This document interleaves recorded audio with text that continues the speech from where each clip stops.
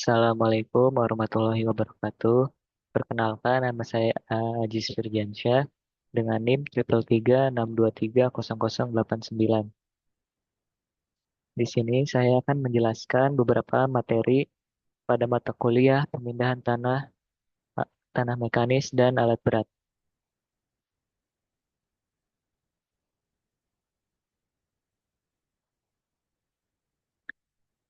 PTMAB atau singkatan dari pemindahan tanah mekanis dan alat berat merupakan mata kuliah yang membahas tentang semua pekerjaan yang berhubungan dengan kegiatan penggalian, pemuatan, pengangkutan, penimbunan, perataan, dan juga pemadatan pada suatu kontur tanah atau bebatuan dengan menggunakan alat mekanis atau alat besar atau alat berat.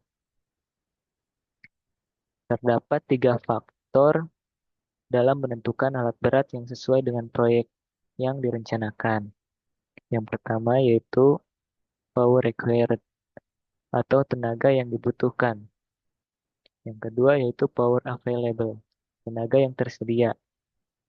Dan yang ketiga yaitu power usable, tenaga yang dapat dimanfaatkan. Jadi, sebelum menentukan alat berat yang sesuai dengan proyek yang akan dilaksanakan, terdapat tiga faktor ini yang harus dipertimbangkan sebelum proyek dilaksanakan. Kemudian ada juga ada juga materi tentang klasifikasi tanah.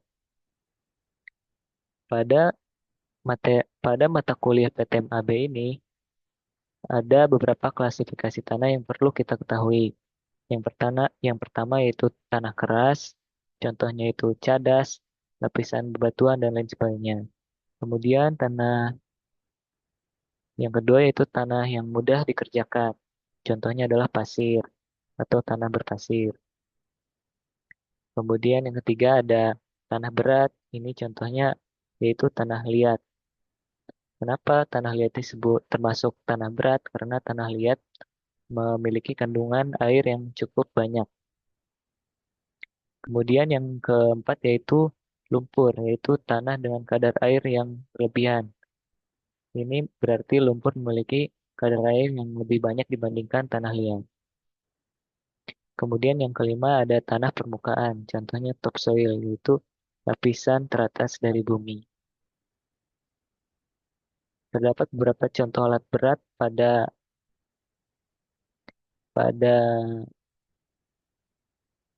pada bidang teknik sipil atau konstruksi. Di antaranya yaitu ada dozer, scraper, motor grader yaitu alat yang digunakan untuk mengolah lahan. Ada juga front shovel, beko, dragline, clamshell, yaitu digunakan untuk menggali. Kemudian ada dump truck dan crane untuk pengangkutan material. Lalu ada juga loader dan dozer untuk pemindahan material. Dan ada juga kompaktor untuk pemadatan tanah. Kemudian ada alat gusur atau traktor. Traktor merupakan alat yang digunakan sebagai alat penggerak utama pada beberapa alat berat, contohnya seperti bulldozer dan juga scraper. Terdapat dua jenis roda yang dapat digunakan traktor, yaitu roda jenis crawler dan wheel. Roda jenis crawler memiliki roda yang berbahan material besi, sedangkan wheel itu dari ban karet. Bulldozer. Bulldozer merupakan salah satu alat berat yang digunakan untuk melakukan aktivitas pemindahan tanah. Terdapat dua jenis alat kendali pada bulldozer, ada yang menggunakan kabel dan ada juga yang menggunakan hidrolik. Bulldozer akan lebih efektif jika digunakan dengan formasi side by side dozing, yaitu dengan cara dua dozer berdampingan. Kemudian ada scraper. Scraper eh, cara kerjanya mirip seperti dozer, namun terdapat perbedaan, yaitu pada bagian pengangkut tanahnya. Scraper ini mampu mengangkut tanah sehingga tanahnya tidak akan berceceran, sedangkan dozer hanya menggusur tanah saja untuk melakukan pemindahan tanah. Scraper dalam pekerjaan penggusuran tanah selain digunakan untuk menggali, juga dapat untuk mengangkut. Pada kenyataannya, scraper ada yang mempunyai mesin sendiri, dan ada juga yang ditarik traktor, tetapi secara keseluruhan, scraper dan traktor disebut sebagai scraper saja. Fungsi scraper. Scraper merupakan salah satu alat berat yang cukup kompleks penggunaannya.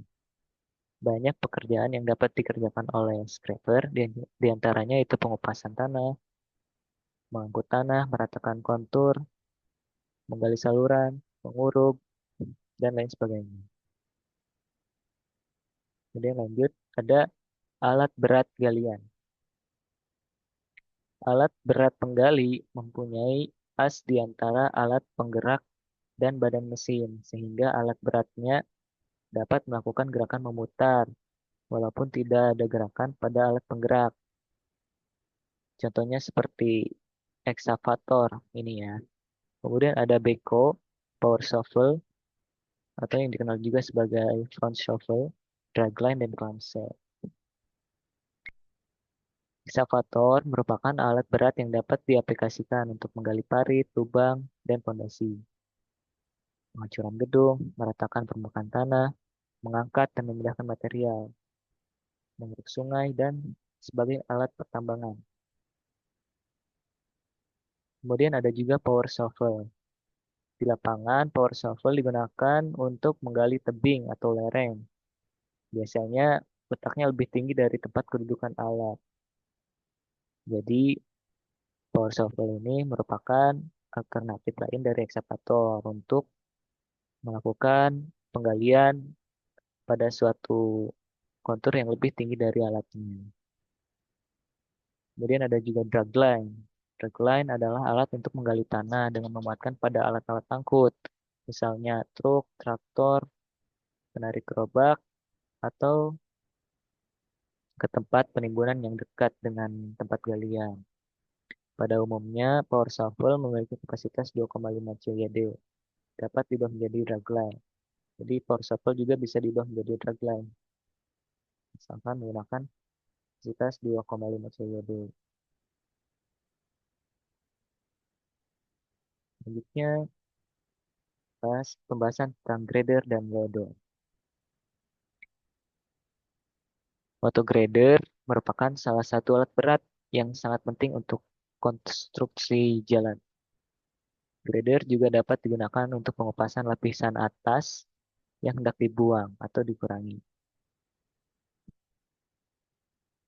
Grader juga dapat digunakan untuk meratakan area sebelum dilakukan pemadatan menggunakan kompaktor. Fungsi grader diantaranya itu untuk meratakan tanah, shaping atau pemotongan pada profil tanah, pada bank, bank shaping, pemotongan untuk mendapatkan bentuk profil tanah, dan lain sebagainya. Kemudian ada juga loader. Loader adalah alat pemuat hasil galian atau gusuran dari alat berat lainnya, seperti bulldozer. Berarti loader ini mirip dengan bulldozer. Grader dan sejenisnya. Loader merupakan alat pengangkut material dalam jarak pendek. Bila digunakan sebagai alat pengangkut, maka loader dapat bekerja lebih baik dari bulldozer. Sebab menggunakan loader, tak ada material yang tercecer. Jadi kalau menggunakan bulldozer itu kan masih ada ada tanah yang tercecer karena tanahnya digusur saja. Sedangkan pada loader ini tanahnya diangkut menggunakan bak pengangkutnya ini. Jadi tidak jumlah tanah yang tercecer lebih sedikit sehingga efisiensinya lebih baik. Kemudian loader juga dapat diberikan tambahan attachment atau eh, peralatannya seperti bucket, atau forklift, dan backhoe sehingga sehingga penambahan alat pada proyek konstruksi dapat dikurangi. Jadi loader ini juga bisa dikombinasikan dengan beberapa attachment lainnya sehingga kan lebih mirip dengan beko, kemudian bisa dipasang forklift untuk mengangkat barang, dan juga dipasang bucket. Lanjut, ada kompaktor atau alat pemadat tanah. Terdapat beberapa jenis kompaktor yang biasa digunakan untuk konstruksi jalan atau pemadatan tanah. Yang pertama yaitu three wheel roller. Three wheel roller digunakan untuk usaha-usaha pemampatan lapisan yang terdiri dari bahan-bahan yang berbutir kasar, misalnya untuk pembuatan jalan macadam, sehingga alat ini sering disebut sebagai macadam roller. Macadam tuh jalan yang berbatu seperti ini. Jadi lebih cocok menggunakan three wheel roller. Kemudian yang kedua itu ada tandem roller. Alat ini digunakan untuk penggilasan akhir, terutama aspal, beton, agar permukaannya rata. Ada dua jenis tandem roller, ada yang 2 axle, 2 as, atau 3 axle, 3 as. Dengan berat 8-14 ton, yang bisa ditambah 25-60% dengan mesin air. Jadi tandem roller ini bisa ditambah ya beratnya menggunakan air, banyak 25-60%. Namun alat ini sebaiknya tidak digunakan untuk menggilas bebatuan keras seperti jalan macadam ini, karena bisa mudah rusak. Sehingga ini lebih cocok untuk perataan kontur tanah yang lebih rata seperti aspal. Kemudian ada vibration roller. Vibration roller adalah alat berat pemadatan yang termasuk juga ke dalam tandem roller. Hanya saja cara pemampatannya menggunakan efek getaran dan sangat cocok digunakan pada jenis tanah pasir atau kerikil berpasir. Contohnya kayak gini. Kemudian ada juga mesh grid roller. Penggilas ini biasanya memberikan efek pemadatan dari bawah. Cocok digunakan untuk memadatkan lapisan tanah berbutir kasar. Kemudian ada juga six foot roller. Six foot roller cocok untuk tanah berpasir yang sedikit lempung, tanah plastis, dan kohesif. Efektif untuk memadatkan material lepas dengan lapisan tebal sampai 15 sampai 25 cm. Kayak gini guys. Kemudian ada juga pneumatic tire. Penjelas jenis ini memiliki roda dari ban karet dengan permukaan rata. Roda depannya diatur agar lintasannya berada di antara jalur roda belakang sehingga penjelasan merata dalam satu lintasan. Kemudian yang terakhir yaitu materi tentang produktivitas truk. Dump truck atau truk yang biasa digunakan dalam eh, proses dalam pemindahan tanah yaitu alat khusus yang digunakan sebagai alat angkut karena kemampuannya. Misalnya dapat bergerak cepat, kapasitas besar, dan biaya operasinya relatif murah. Untuk pekerjaan konstruksi sipil umumnya digunakan truk yang dapat membuang muatan dari bak secara otomatis. Truk semacam ini biasanya disebut dengan dump truck atau tipping truck.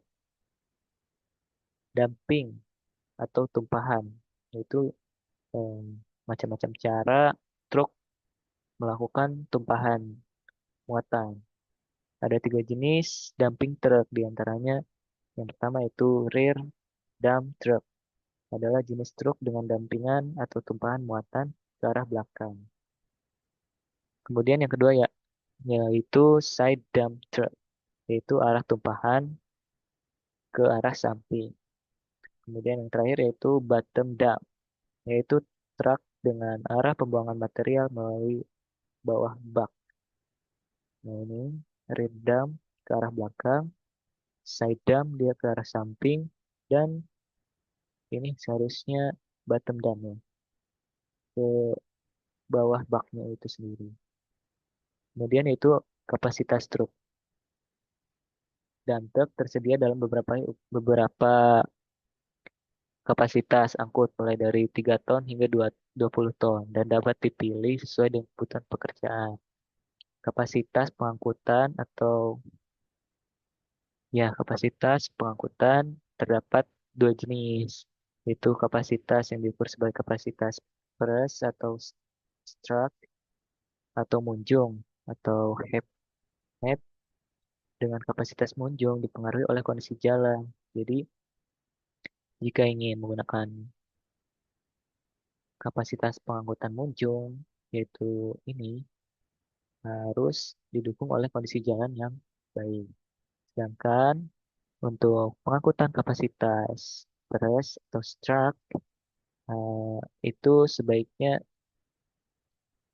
dilakukan pada saat kondisi jalan kurang baik agar material yang diangkut tidak tercecer di perjalanan. Baik, sekian. Terima kasih. Itu saja yang dapat saya sampaikan. Selebihnya mohon maaf apabila ada kekurangan. Wassalamualaikum warahmatullahi wabarakatuh.